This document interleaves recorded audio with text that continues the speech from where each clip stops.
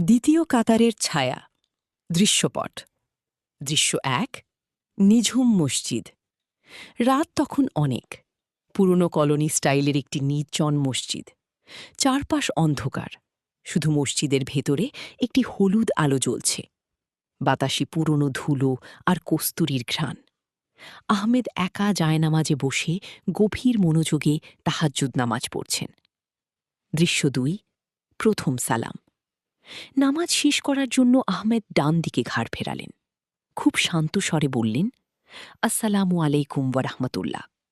ঠিক সেই মুহূর্তেই জানালার বাইরে একটা দমকা হাওয়া বয়ে গেল, আর তার কানের কাছে এক অদ্ভুত শীতলতা অনুভূত হল।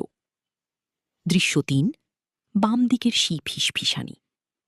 আহমেদ বাম দিকে সালাম ফেরাতে যাবেন, ঠিক তখনই তার বাঁ কানের একদম কাছে কেউ একজন নিঃশ্বাস ফেলল।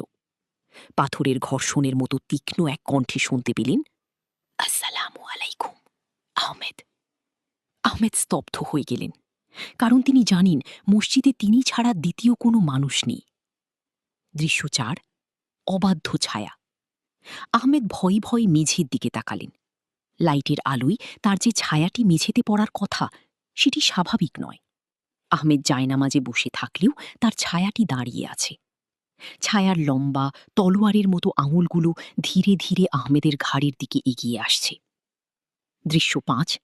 অন্ধকারের গ্রাস। আতঙ্কে আহমেদ উঠে দাঁড়িয়ে দেয়ালের সুইচের দিকে দৌড় দিলেন।